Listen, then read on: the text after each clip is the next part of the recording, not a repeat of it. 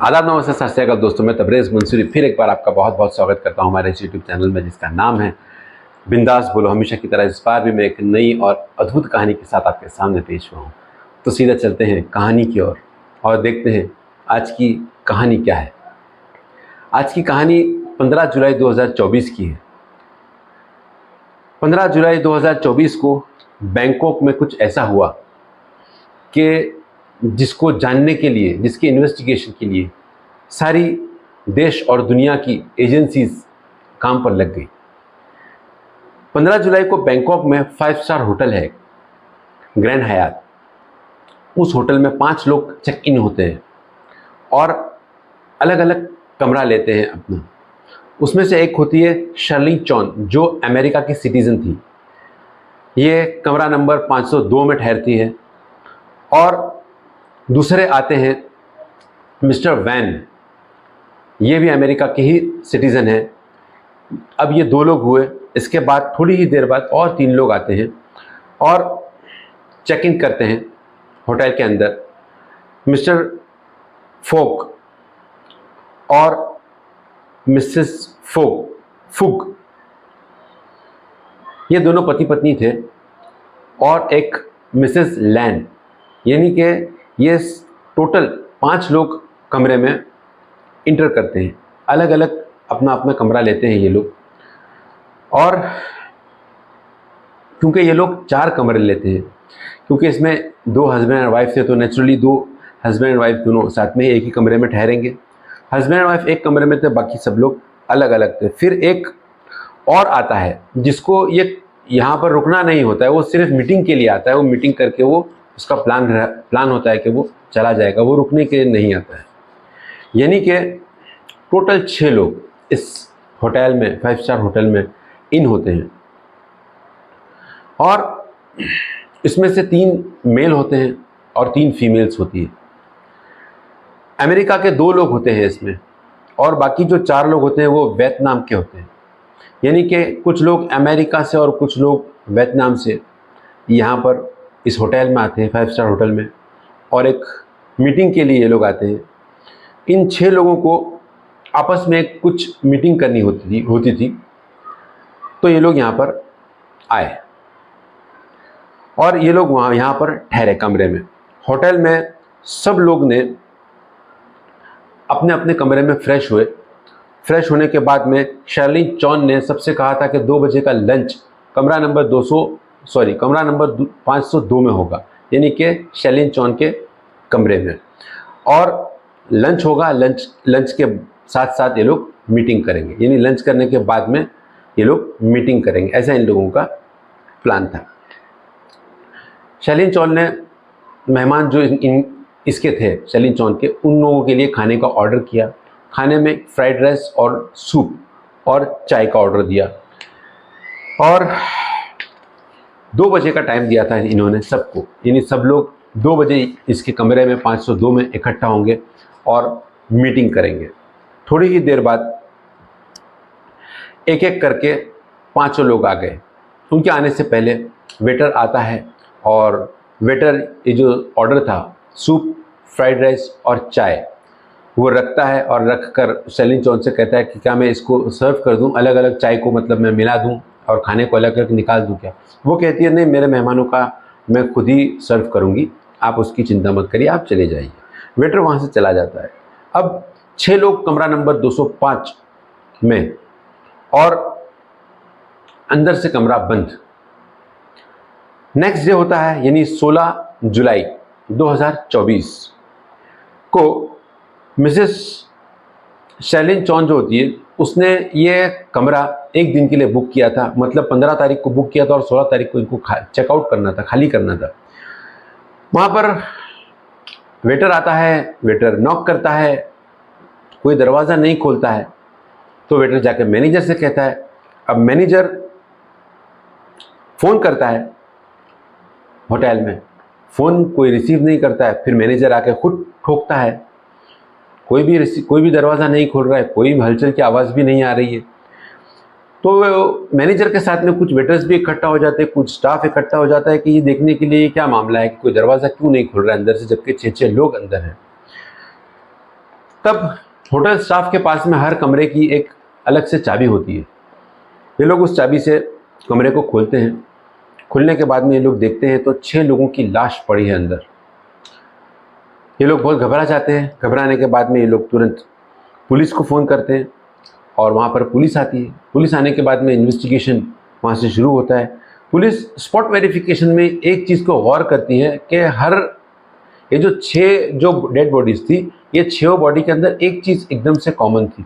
वो कॉमन ये थी कि सबके नाखून और होंठ पर्पल कलर के हो गए थे।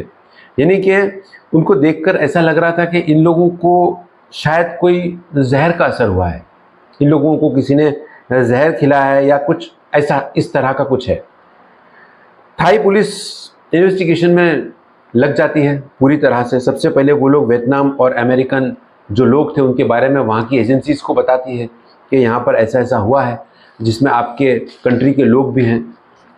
फिर पुलिस सीसीटीवी कैमरा चेक करती है। सीसीटीवी कैमरा में कुछ भी नहीं आता है। 15 तारीख को ये लोग दोपहर को 2 बजे से पहले वेटर गया, वेटर ने खाना दिया, खाना देने के बाद में वेटर वहाँ से आ गया। आने के बाद में एक एक करके टोटल 5 लोग अंदर आए और शैलिन चौन ऑलरेडी अंदर थे, यानी कि टोटल 6 लोग। और 2 बजे के बाद में ये इस कमरे में न कोई आया और न कोई इस कमरे से बाहर गया और दरवाज़ा बंद। जब दरवाज़ा खुला तो 6 लोगों की लाश अंदर से मिली।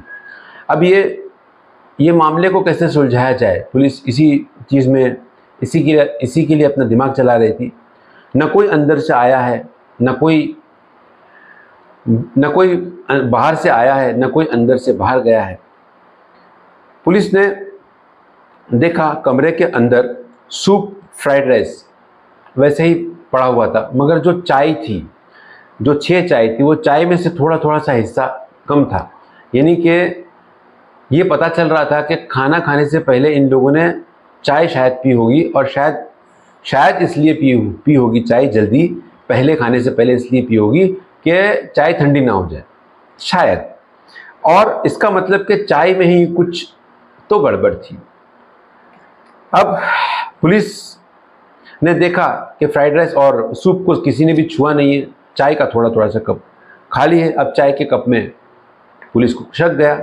वो सारी चीज़ें पुलिस ने इन्वेस्टिगेशन के लिए, पोस्टमार्टम के लिए दिया। पोस्टमार्टम और लैब टेस्ट के लिए दिया गया। पोस्टमार्टम रिपोर्ट आई।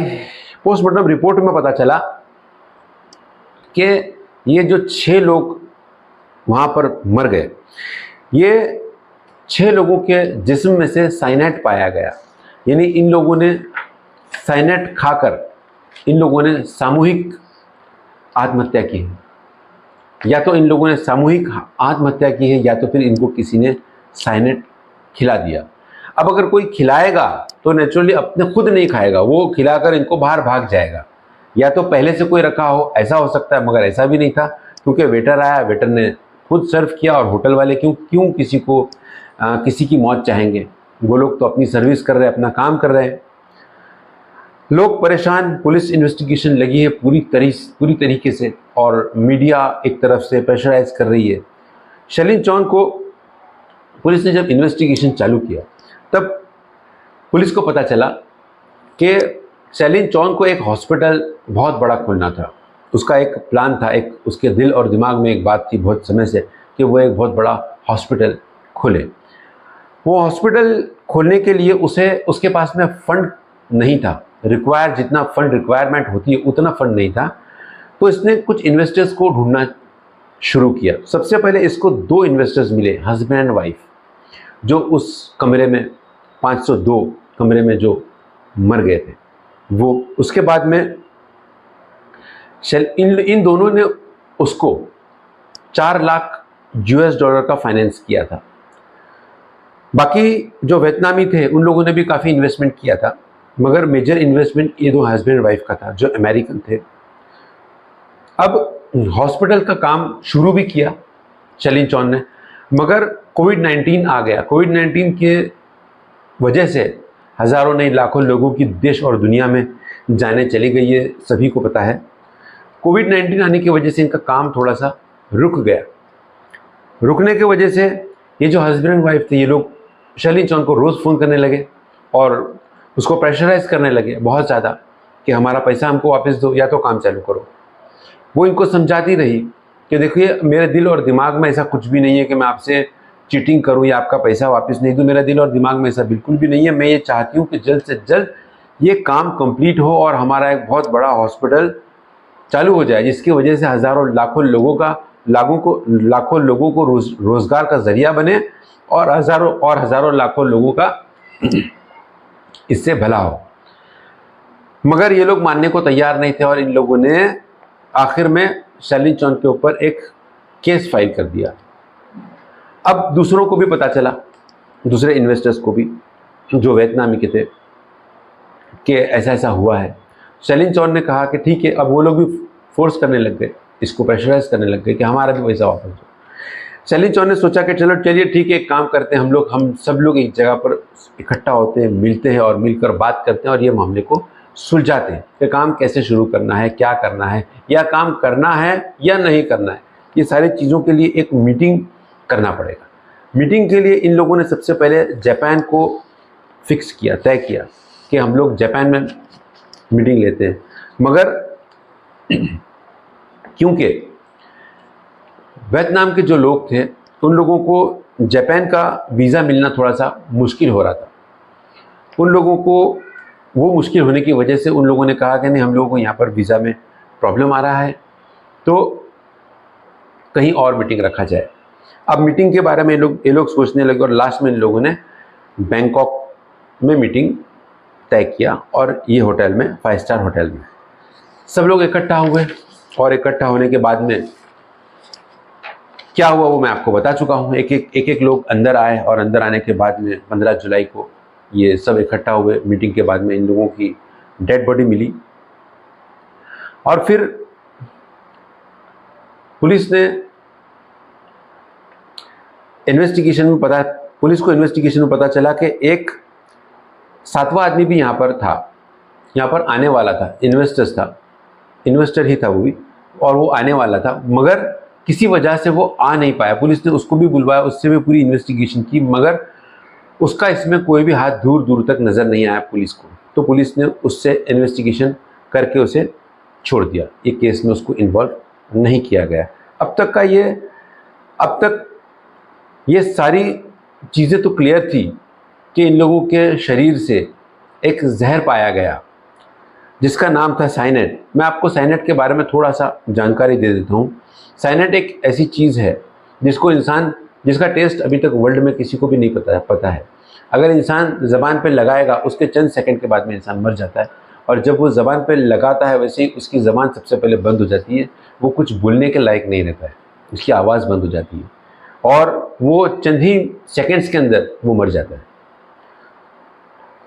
तो यह है इस जहर का असर, और बहुत ज़्यादा फास्ट असर है इसका। वर्ल्ड में सबसे ज़्यादा ख़तरनाक जहर शायद इसी को माना जाता है। जब पुलिस ने वेटर से लास्ट में जो सबसे जिसने इन लोगों को देखा था वो था वेटर से इन्वेस्टिगेशन किया पुलिस ने। तो वेटर ने बताया कि मैं गया था जब वहाँ पर, तो शैलिन चौन ने मुझे कहा कि मैं खुद सर्व कर दूंगी। मैंने हालांकि कहा भी उनसे कि मैं सर्व कर देता हूँ, मैं अलग अलग खाने निकाल के सर्व करके रख देता हूँ, चाय वगैरह भी मैं पॉट में से निकाल के मिला कर रख देता हूँ। मगर शैलिन चौन ने मना किया और उसने कहा कि मेरे मेहमान हैं, मैं खुद उस सर्व करूँगी। यानी कि उससे भी कुछ खास पता नहीं चला, मगर क्योंकि पोस्टमार्टम रिपोर्ट थी कि बॉडी में जहर पाया गया। अब जहर कोई भी इंसान अगर किसी को देगा तो वो उसको देगा, खुद क्यों खाएगा, ये बात भी यहाँ पर आती है। इसका सीधा सीधा मतलब था कि शैलिन चौन ये जो सारी बात थी, ये सारी चीज़ों का निचोड़ ऐसा निकला कि शैलिन चौन ने चाय के अंदर जहर मिलाया था। क्योंकि इसकी काफ़ी सारी वजूहात सामने आई कि बाकी जितने भी लोग थे सब थाईलैंड घूमने के लिए आए थे। मतलब कि यहाँ पर मीटिंग उन लोगों का, बाकी जितने भी लोग थे, इन लोगों का ये प्लान था कि यहाँ पर मीटिंग के बाद में हम लोग थाईलैंड घूमेंगे, एक बहुत अच्छी जगह है घूमने के लिए। इन लोगों ने जो गाइड होता है, गाइड को बुला के रखा था, गाइड को बुला नेक्स्ट डे के लिए बुलवा के रखा था और वहाँ पर गाड़ी का बंदोबस्त किया था, वो सारी चीज़ें किया था, मगर शैलिन चौन ने ऐसा कुछ भी नहीं किया था। उसको सिर्फ ये मीटिंग करके सीधा सीधा अपने घर रिटर्न जाना था। तो ये बात भी एक साबित करती है, क्योंकि शैलिन चौन आई एक अच्छी कंट्री में घूमने फिरने के लिए, ज़रा सा भी उसने इंटरेस्ट नहीं दिखाया। उसने सिर्फ मीटिंग के लिए इंटरेस्ट दिखाया और मीटिंग करके उसको फिर से वापस अपने कंट्री में जाना था। ठीक है, पर शैलिन चौन ये खुद क्यों जहर खाएगी, खुद क्यों आत्महत्या करेगी, ये भी एक सवाल था। मगर वो इसलिए कि पुलिस की इन्वेस्टिगेशन में ये बात आई कि शैलिन चौन इस प्रोजेक्ट को लेकर बहुत ज़्यादा डिप्रेशन में आ गई थी। वो डिप्रेशन में इसलिए आई थी क्योंकि बार बार ये जो हस्बैंड एंड वाइफ थे, एक तो इन लोगों ने केस कर दिया था और उसके बाद में जो दूसरे लोग थे वो लोग भी केस करने की ही कगार में थे और बार बार उसको शैलिन चौन को वो लोग फोर्स कर रहे थे और ये हस्बैंड एंड वाइफ भी फ़ोन पर डेली उनसे झगड़ा कर रहे थे कि हमारे पैसा हमको रिटर्न दो करके।